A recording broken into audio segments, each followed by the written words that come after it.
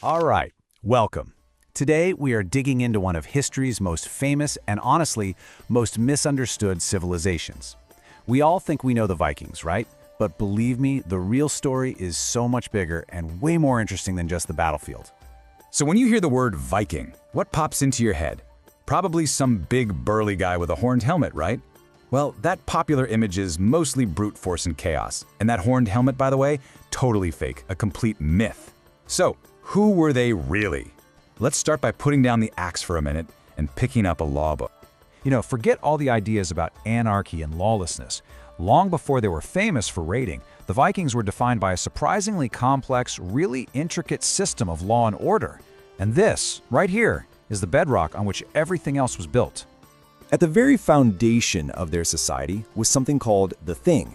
Now just picture this, it's an open-air public assembly.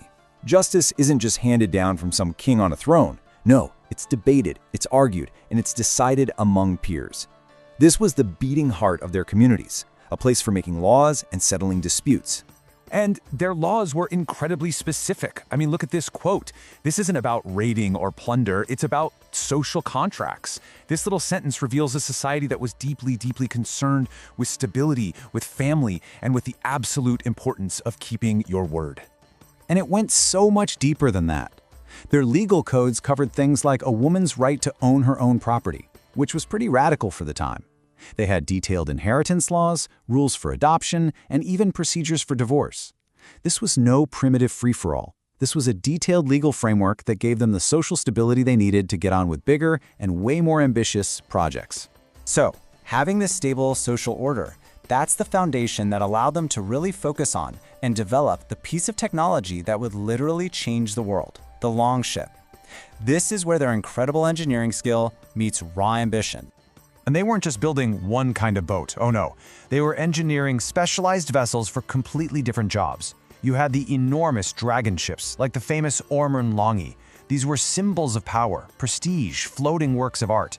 And then you had the Skade, a swifter, leaner class of ship that could carry hundreds of warriors, a vessel purpose-built for raiding and exploration. The design itself was pure genius and the key to their advantage. A shallow draft meant they could land on pretty much any beach, completely bypassing fortified ports. They could carry huge crews, and those iconic square sails gave them incredible speed. But here's the real kicker. They were light enough to be dragged overland from one river to another. That gave them mind-blowing mobility on both sea and land. So, this mastery of law on the one hand and the sea on the other, it all came together, giving them the ability to build not just raiding parties, but full-blown empires. And this is all best exemplified by one man who put all the pieces together, Canute the Great. Just look at this rise to power. It's stunning.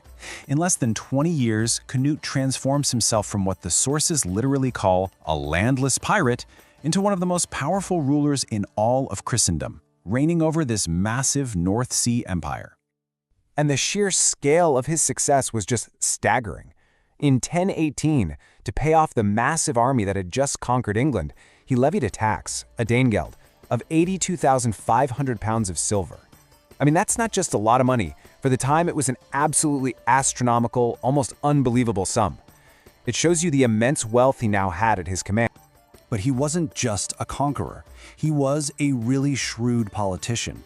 He didn't just storm in and put his own people in charge everywhere.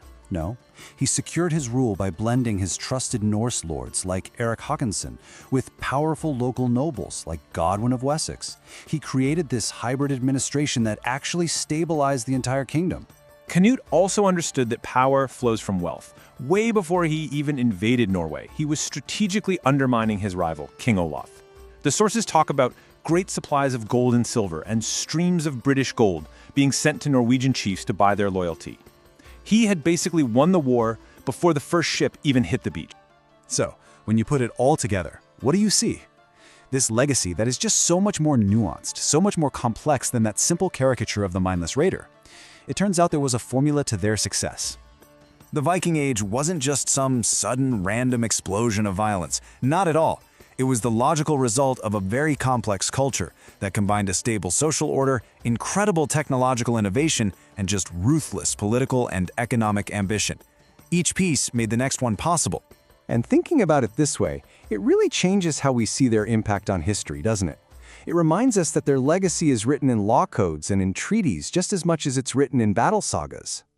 So maybe the next time you picture a Viking, you'll see not just the warrior, but the lawmaker, the engineer, and the empire builder too.